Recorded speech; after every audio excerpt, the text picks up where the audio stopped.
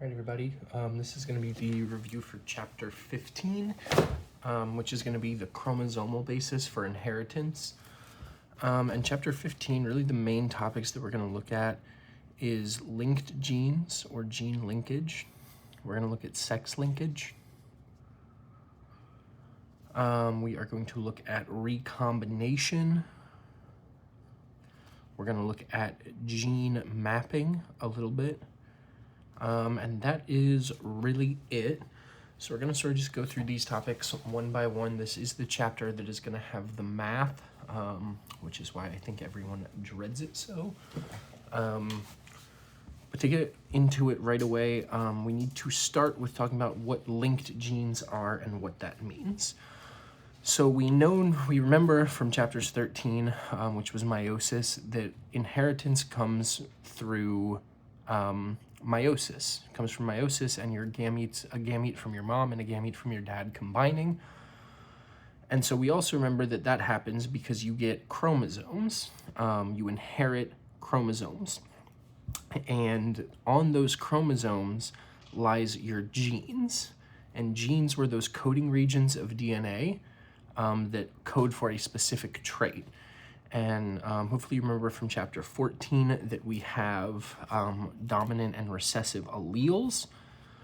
And so to sort of demonstrate linked genes, there are really three things to think about with linked genes, and that's going to be segregation, independent assortment, and crossing over. And you should remember all of these words from chapters 13 and 14. But to go over it real quick, I kind of wanted to demonstrate what I meant. So here I've shown two sets of homologous chromosomes. And let's say that they're going to divide. So they're going to produce one gamete that's going to have these two chromosomes and one gamete that's going to have these two chromosomes. And I have written out on each one of these chromosomes, I've highlighted two genes on each chromosome. So here we have a G chromosome, which is a green, we'll call it. And we see that we have dominant G over here and then recessive G alleles over here. Right here, right underneath that green gene, we have a red gene that is recessive on this chromosome and then is dominant on this chromosome. And then on this second set of homologous chromosomes, I have a blue gene, which is dominant over here and recessive over here. And then I have a black gene that is dominant over here, recessive over here. So the first thing I want to talk about is segregation. And segregation is alleles separate. And when I say that, I mean alleles specifically of the same gene. And what that means is that each one of these daughter cells, because we're going to get one daughter cell that's going to have these chromosomes and one daughter cell that's going to have these chromosomes. What I mean is you can see that each one of these cells is going to only inherit one set of alleles. So these dominant G alleles are going to end up in this cell, and these recessive G alleles are going to end up in this separate cell. These sets of alleles have separated. And it's also worth noting that this would be all in meiosis 1 because we still have sister chromatids together. So this region here, this sort of chromatid right here, is just the duplicated or the replicated DNA of this chromatid. So that segregation is alleles that are coding for the same gene are going to separate. And the next one is independent assortment. And what independent assortment means is that I always think of it as the inheritance of one gene does not affect inheritance of, I'm going to have to rewrite this, affect inheritance of genes on different chromosomes. And what I mean by that is basically the way to think about that with our picture over here is just because this gene, let's say that this is a paternal chromosome and this is the maternal, what this means is that this cell over here on the left receiving this chromosome does not affect the inheritance of this blue gene or this black gene at all. It's independent. It means that just because these two are lined up like this, well, these two could have lined up flip-flopped, and then we would have different resulting daughter cells. So that's independent assortment. So remember, segregation deals with alleles of the same gene separating. Independent assortment deals with genes on different chromosomes don't affect each other. And that'll be a really important idea when we define linked genes. And the last term to remember is crossing over. And I want you, for the context of this chapter, to sort of remember that crossing over produces recombination. And what crossing over would do is in metaphase 1, so meiosis 1, when, let's say, this homologous pair, actually let's say this homologous pair here, they would actually be really close together. So I'll sort of draw it out over here. So they would get really, really close. And what they might do is actually sort of entangle here at a synapse or a chiasmata, and they might actually flip-flop some DNA. So then we might end up with something a little more like this. And this is just an example of a crossover. So after the crossing over, remember we had capital B, capital B. We might end up with capital B, and we'll have a recessive B over here. But these two segments of DNA might switch. So this chromosome over here might trade this capital B gene for this chromosome's lowercase b gene. And then we would end up with something like that. And the same thing could happen with these black genes. You could end up with a crossover here that gives us a recessive allele here, but the dominant allele here, and that happens just because they flip-flop. So you might end up with that, which would mean that in our daughter cells are now going to look completely different. They're going to have a different combination of alleles, especially once we go through meiosis 2.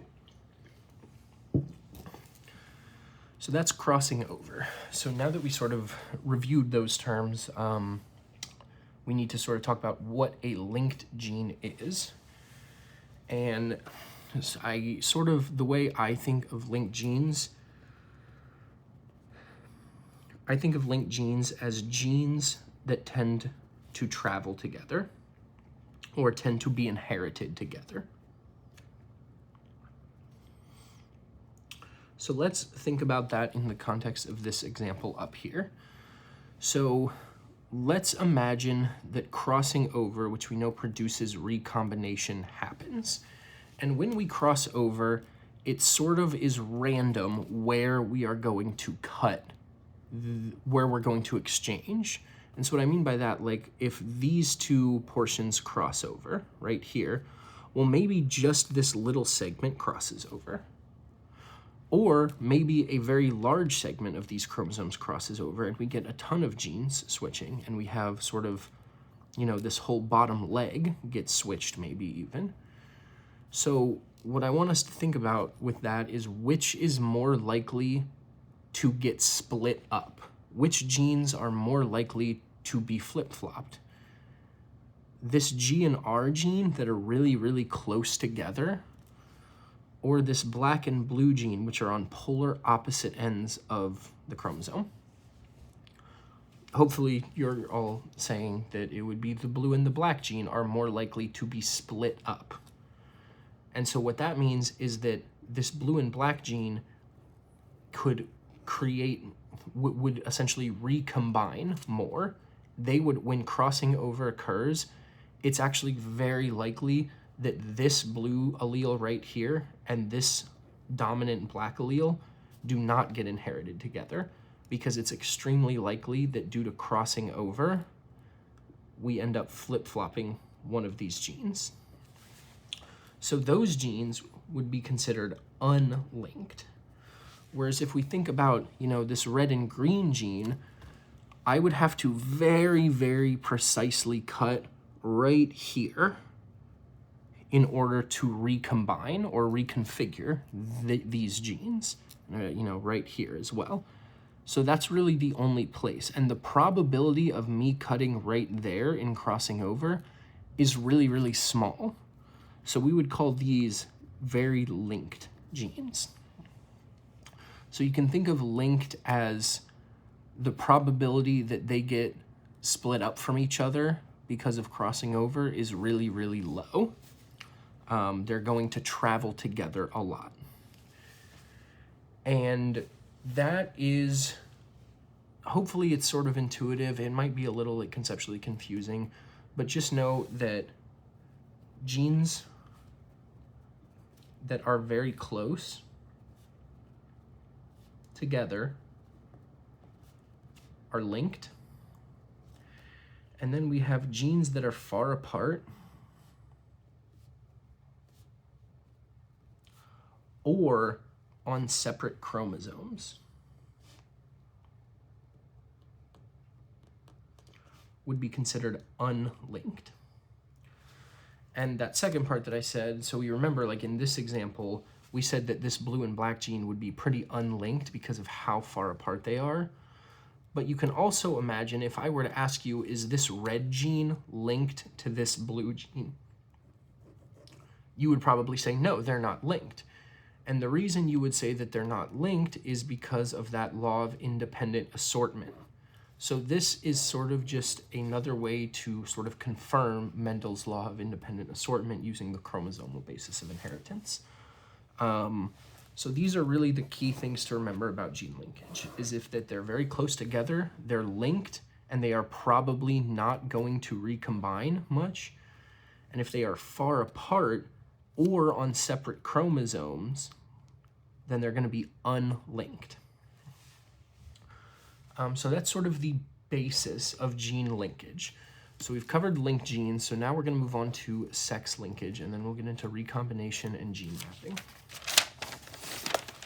So for sex linkage, we are always going to be talking in this class about humans, so you'll always be dealing with X's and Y's. But it is important to know that there are a lot of organisms and a lot of different sort of chromosomal sets. You know, birds have, I think, Z's and W's. Some have 3 sex chromosomes, but for our purposes, we're going to be focusing on X's and Y's. So if you don't already know it, and I don't think I brought it up in my video for meiosis, but we have 23 sets of homologous pairs, right? And your 23rd set of homologous pairs is either XX or XY. And if it's XX, then that's what makes your biological sex female. And if you're XY, then that would make your biological sex male. Really just speaking in terms of chromosomes. So I wrote that again over here. So males are going to be XY, females are going to be XX. So a quick note about the Y chromosome is that it is pretty small and pretty dinky. It doesn't code for many genes. There are a few genes that it codes for, but it's less than 100. It's not many. We're not going to test you on that, but most of the sex-determining genes are actually going to be on your X chromosomes, and there are a lot of other genes on your X chromosomes. The example that we're probably going to use on tests will be eye color in flies. So let's do that now. So I want you to imagine that you have a gene that codes for eye color in flies, and we'll call this the R gene. So big R or little r. And let's say that this big R codes for red eyes. So if you are RR, if you're big R, then you have red eyes. Or again, if you're heterozygous, you would have red eyes. But if you are if you're homozygous recessive, you actually have white eyes, and this is in fruit flies. So we know this. Now we're going to try to think about this in terms of this gene only being on X chromosomes. So the only chromosomes that have any allele or any gene for this eye color has to be on your X chromosome. If we think about that and we write that out, well, if we're a female, then it's pretty straightforward. You either have a big R and a big R on each of your X chromosomes, because remember, females have 2. Maybe you have a big R on one X chromosome, but on your other X chromosome, you have a little r. So both of those situations would produce red eyes, right? But let's say that you are a female and you have a little r and a little r on both of your X chromosomes, then you would have white eyes. And this is pretty classic. This is Mendelian genetics. This is what we've been doing. But when you get to males and think about the male gene for this eye color, it's a little different because males only have one X chromosome. So males can either get a big R and have red eyes, or a little r and have white eyes. And so you can see that you only have one shot, you only have one determining allele if you're a male, because you don't have a second X chromosome to house that second allele. So basically what that means is the allele that you receive from, the allele that this fly is receiving from its mother, if it's a male fly, is going to determine its eye color. Because I also really briefly want to talk about, and this is a pretty basic cross, and this is why we sort of have roughly a 50% distribution of males and females, is if we do this, Punnett square, and we have one male reproducing with one female, and we know males are XY, females are XX, and we write this out, we see that we get 50% of the offspring will be females and 50% will be males. And another thing to note about this is that if you have a male offspring, you know, like anytime you have a male offspring, you know that that male received its X chromosome from its maternal side, from its mother. Because its father, this had to give it the Y chromosome. So if you see a male, you know immediately, you can go that like, oh, its X chromosome is inherited from its mother. So that's just a really quick aside about sort of the Mendelian viewpoint of this and why we have that 50-50 split. But back to the fly eye colors. So this was all discovered because of these fruit flies. The whole idea of sex linkage was discovered because of fruit flies. And you can imagine if we were to cross a red-eyed female, which is one of these two, with a white-eyed male, and just for fun, we'll say that it's a heterozygous female. So that would look like this, right? We would have a big R on one X chromosome and a little r on another X chromosome. And then for the paternal side, we said we're crossing a white-eyed male. We would have a little r and then a Y. So when we do that cross, we can see that we have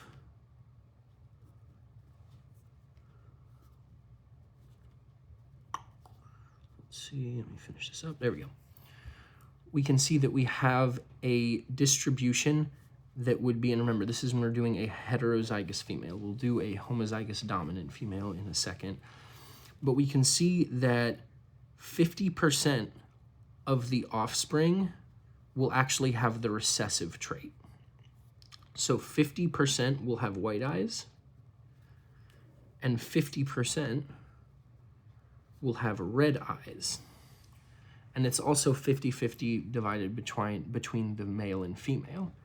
And, you know, you might remember in a normal cross like this, essentially, to phrase it easily, the Y chromosome just never contributes. The Y chromosome has its own set of genes, so maybe on this Y chromosome is like a dominant Z gene, and it's for something like, I don't know, leg length in flies. That would get inherited on the Y chromosome, but we're not worried about that trait. So the Y chromosome doesn't really ever contribute anything. So now I want to look at if we cross a homozygous dominant female with a white-eyed male. What would that end up looking like? Well, we know that the female is always going to give an X chromosome with a dominant R, and then we're going to go Y's here and little r's here. And you can see that in this situation, we have a 100% distribution of red-eyed or dominant fruit flies. And so then what they did when they were sort of discovering all this, because you would expect if there was no sex linkage and you had a recessive male, you would expect this next generation to exhibit a little bit, you would expect it to look different. So then they said, well, what if we cross a male from this offspring pool and a female from this offspring pool? So now let's do that, and we have already actually done that. That was the first cross we did. I guess I should have saved that for this one, but now when we do this cross is the first time that we are going to see offspring that have white eyes, but we have a male that had red eyes and a female that was heterozygous. This should be a Y. So here we have dominant, dominant, here we have recessive dominant, and here we have dominant and a Y. So now we have a 25% of these offspring after we cross this F1 generation. And remember, this was the parental cross, and this is the F1 generation. And we'll get more into that later. We now that we crossed a male and a female from that, we are seeing 25% of this F2 generation now actually has white eyes, but they are all males. So every fly in this F2 generation that had white eyes had to be a male. And that's sort of how they figured out the whole sex linkage thing. So that's pretty much it for sex linkage. I guess I'm trying to think if there's any other terms that she might want you to know. I guess sort of the concept of having this second X chromosome, I should briefly talk about this, means that males are more susceptible to harmful recessive alleles. So that might be a test question, I don't know. Males are more prone to harmful recessive alleles. And the reason that males are more prone to those harmful recessive alleles is because we don't have a second X chromosome to sort of mask this X, this recessive allele. So if I have a recessive allele here, let's use a different one. Let's use eyes this time. And let's say that this recessive eye allele is harmful. That means if I'm a male and my mother gives me a recessive eye on her X chromosome, I'm in trouble. But if that mother donates a recessive eye to a daughter, there's still a chance that the father of this female offspring could give it a dominant eye to mask this recessive allele. So that's also kind of an important concept. All right, so we've now talked about gene linkage, linked genes, and sex linkage. So now we are going to get into the confusing part. Okay, so this is going to be called a test cross. And for the purposes of this test cross, the one that you probably learned in class was about flies and like their body color and wing type. And you might remember that it used wild type and mutant, which are important to know. Just remember that wild type, it does not mean it's the dominant allele. It just means that it's the more common form or the more common phenotype. And the mutant type is the less common. So I want you to know that, and notation for wild type and mutant are usually different. Instead of big A, little a, it might be like A plus and regular A, or in the case of like wings on flies, they do VG plus and just VG. I'm not going to do that for this example, but I do want you to know that terminology. We're going to talk about some flowers. So let's say that we are dealing with these two genes. We have an A gene and a B gene. And let's say that the A gene codes for stalk height. So how tall is the flower? We'll just call it height. And the B gene is going to code for leaf size. So we're going to say that the dominant, or we'll call this the wild type. The wild type or dominant, I'm going to say dominant and recessive for the rest of this page. The dominant A allele is a tall stalk, or so tall height, and the recessive A allele will be for short. The dominant B allele will be for big leaves. The recessive B allele will be for small leaves. So a very common test cross that you will probably, if it's on your test, it'll probably be something more like this, is going to be crossing a known homozygous dominant with a known homozygous recessive for each trait. And the way you do that, obviously, it's easy to know if you have a double recessive plant, because it would show the recessive phenotypes, but we are looking for pure breeding. So these are both pure breeding. And it's going to be really important because we don't want, the reason that we do this is because we do not want crossing over to affect this cross. Because the thing is with this, if these, we have two chromosomes here, right? Or two gametes, we'll call these gametes. So each parent is going to donate one of their gametes. But this gamete looks the same as this gamete because this is a dominant A with a dominant B, and this one is also a dominant A with a dominant B. So it doesn't matter if these cross over because it would be a dominant A crossing over a dominant A. So we would still have the same thing, and that goes for this recessive set of gametes too. So when we cross these two pure breeding plants, we know for a fact that the offspring are going to receive one gamete that has a big A and a big B, and one gamete that has a little a and a little b. And that's really important that we know the order of these, like it's important that we know which alleles are on which specific chromosome. So that's the P generation, was our pure breeding plants. And now we have this F1 generation of plants, which are heterozygotes. And they have one totally dominant gamete from this side, and they're receiving one totally recessive gamete from this other side, or totally recessive genes, these chromosomes. I keep saying gamete, but we're talking just about a chromosome here. So this is a chromosome, and this is a chromosome. And this would be, of course, hopefully, I'm just going to keep hammering the vocab in. This is a homologous pair. So remember, homologous pair.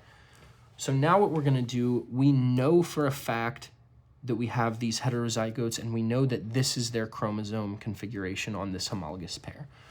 So we're now going to cross one of those heterozygotes with another known recessive.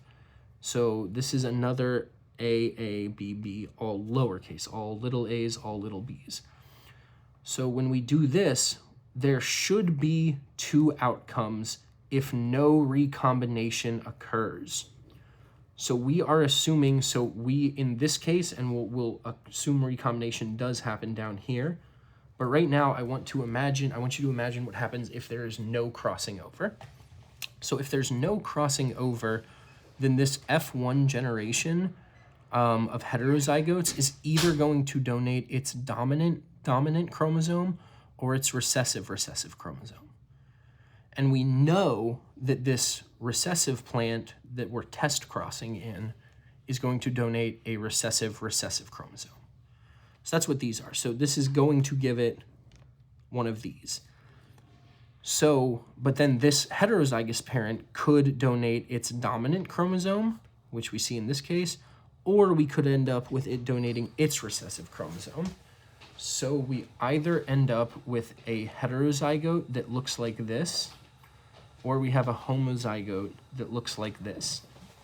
So this genotype would be heterozygous for A, heterozygous for B, And we would know that its chromosomal configuration looks like this.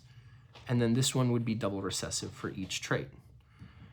And very importantly, if we imagine the phenotypes of these plants, well, this plant over here would be tall with big leaves. And this plant over here would be short with little leaves, or small leaves. And it's really important to understand that those are also the parental generation phenotypes. So when we're talking parental phenotypes, we're talking about the parental generation, which is technically their grandparents, if you want to think about it like that.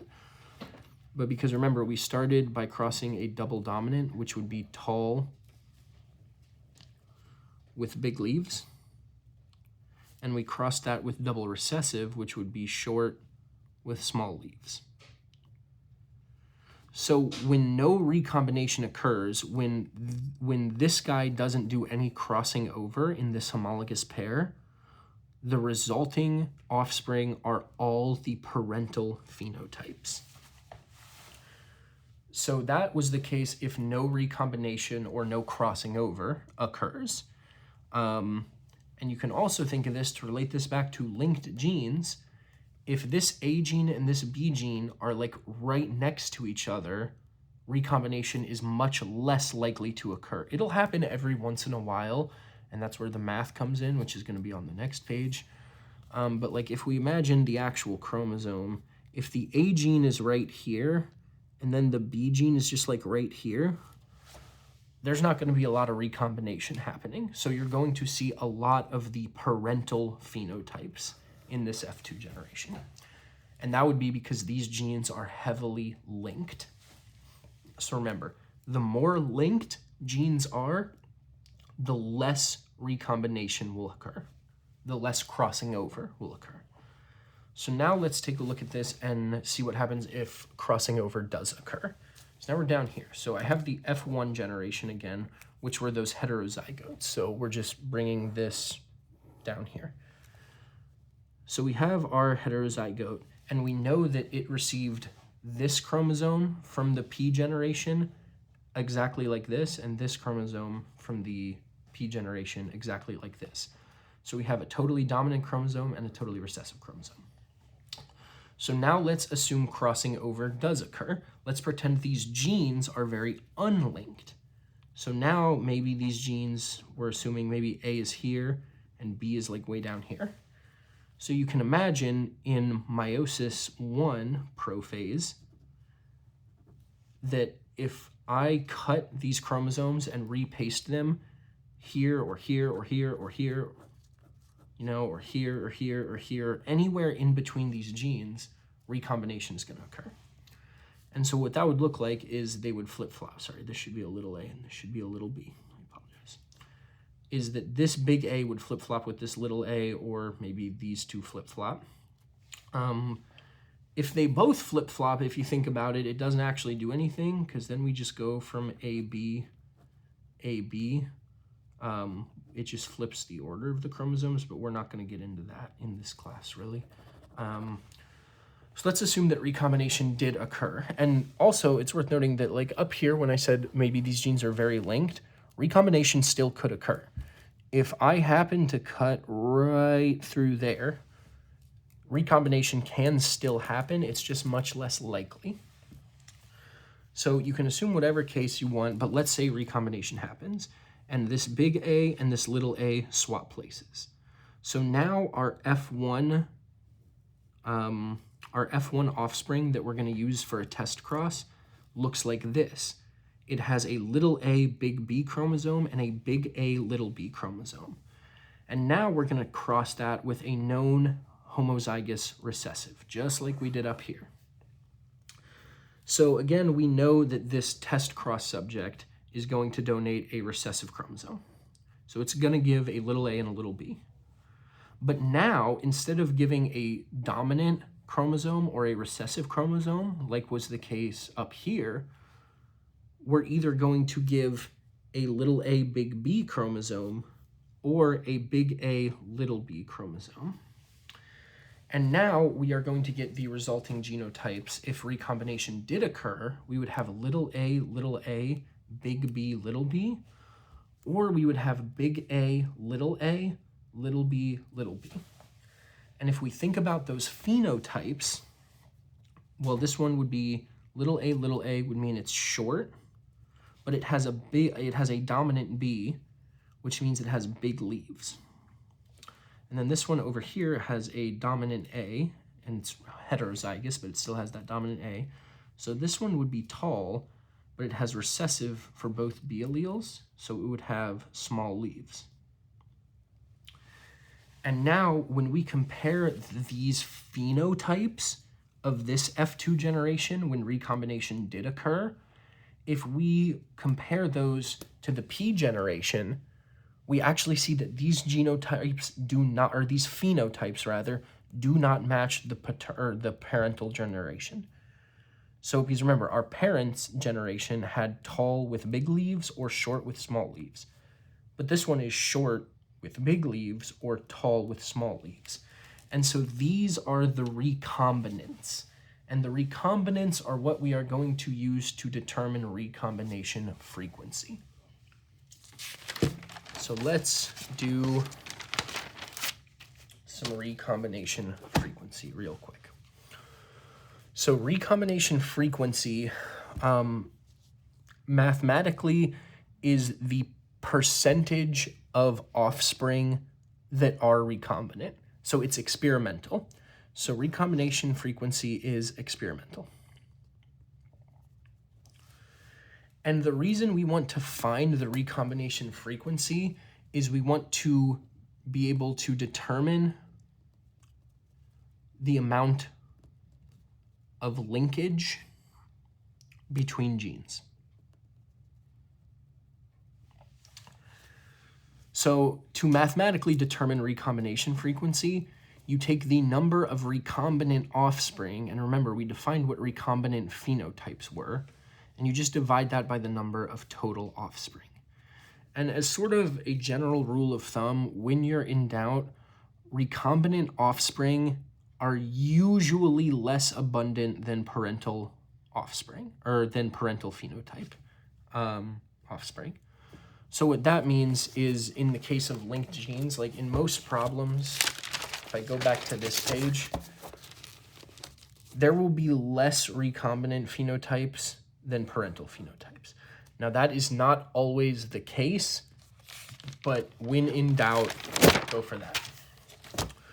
But the better and correct way to do it is going to be down here.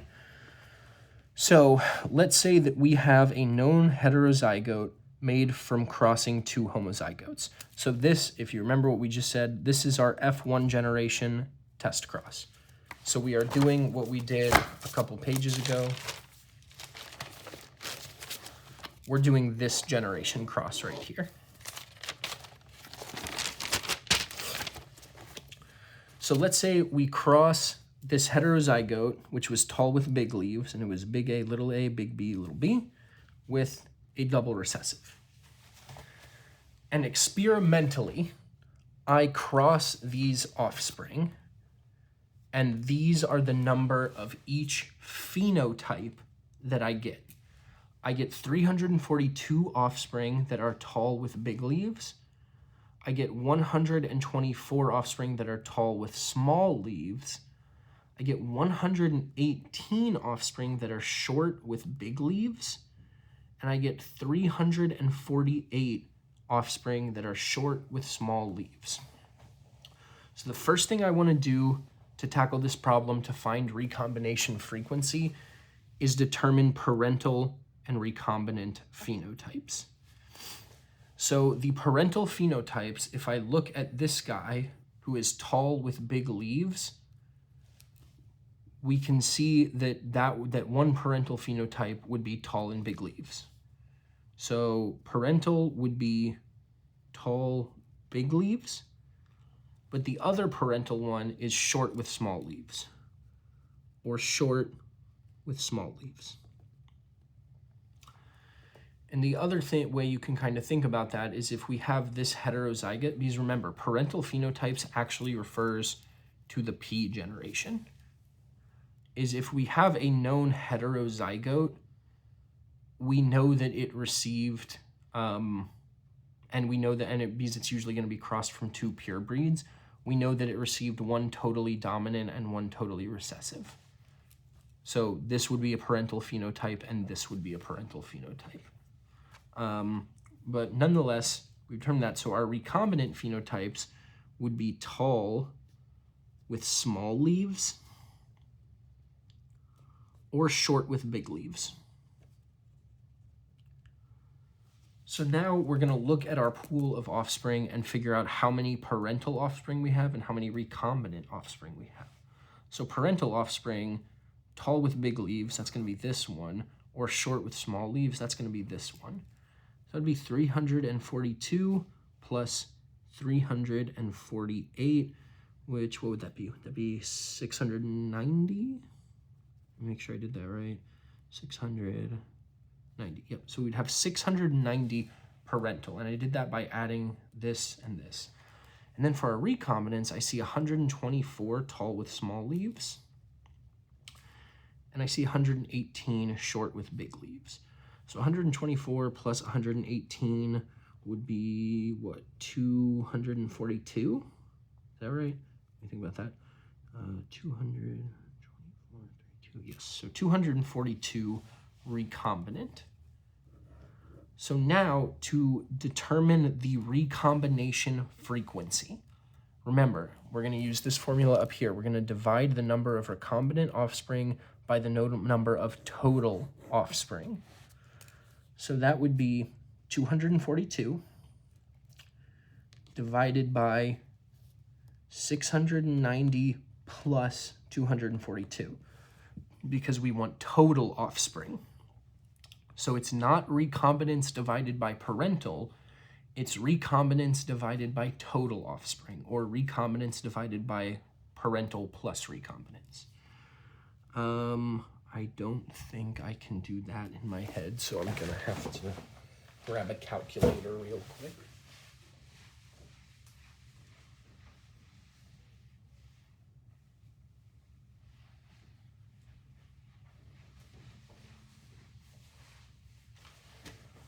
Okay, sorry for the interruption. I did not have a calculator handy. So now if we calculate this out, we would do, so 690, we need our total number of offspring. So parental plus recombinant is 932, and that's going to be in the denominator because that's what we're dividing by. So now we do 242, which is the number of recombinants, divided by 932. And that gives us a recombination frequency, I'm going to rewrite it down here, of 0.259.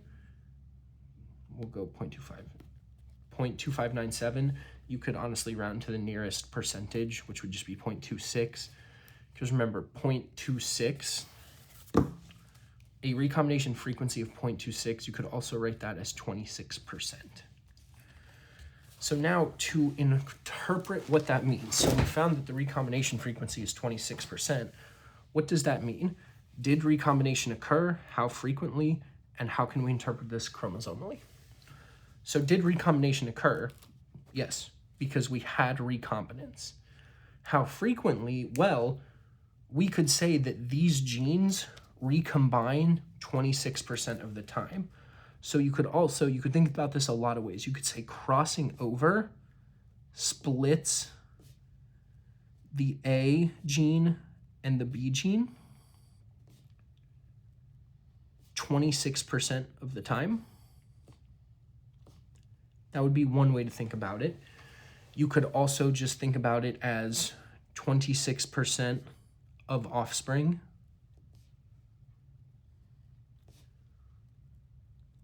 have had recombination occur.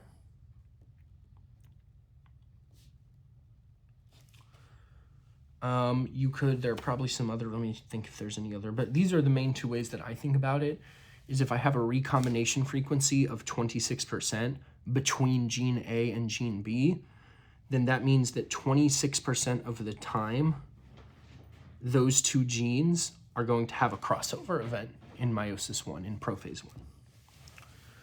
And that's sort of also the chromosomal interpretation of it, is that the the recombination frequency reflects how often those genes are being split up or crossed over. So 26% of the time, those genes do not travel together, is one other way to maybe think about it. So last thing that we're going to talk about is going to be gene mapping real quick. So gene mapping is a way of sort of trying to determine the order of genes on a chromosome. So real quick, before we get into this, I just want you to remember, if we have a very low recombination frequency, like let's say that the recombination frequency is like 2% or 0.02 when we calculate it, that means that those genes are very heavily linked, which means they recombine less, which is why they have a low recombination frequency. And that means that they're close together. And then if we have a very high recombination frequency, let's say it's like 80% or 0.8, then those genes are probably unlinked and recombine more often, which means they're farther apart or they're on separate chromosomes.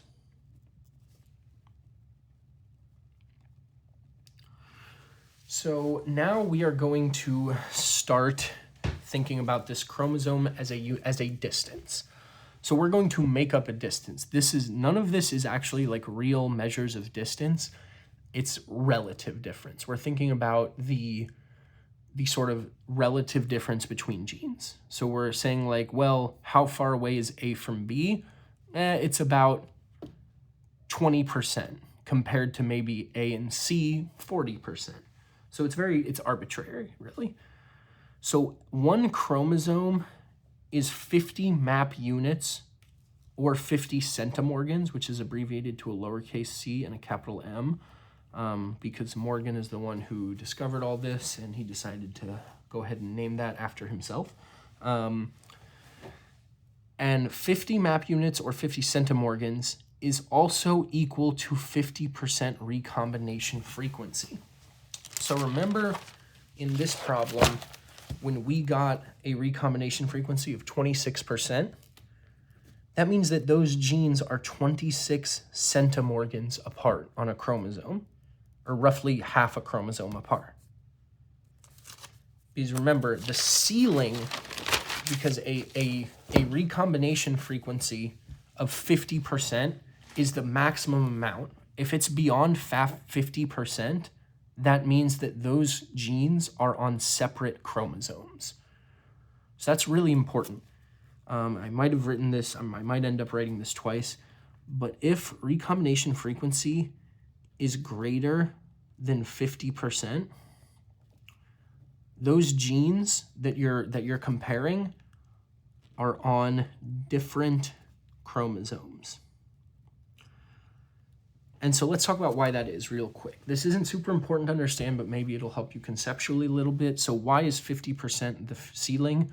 So why does greater than 50% recombination mean separate chromosomes? And that is because crossing over only affects 2 out of 4 chromatids in a homologous pair. And what I mean by that is when you have crossing over occurring in prophase 1, the only chromatids that are crossing over are this one and this one, are the 2 inside ones. And remember, the result of meiosis is 4 cells. And the only 2 chromatids that are affected by crossing over were these 2. So 2 out of 4, or 50%, can be affected by crossing over. The other 2 can't be affected by crossing over.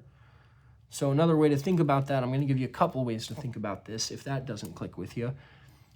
It kind of means that if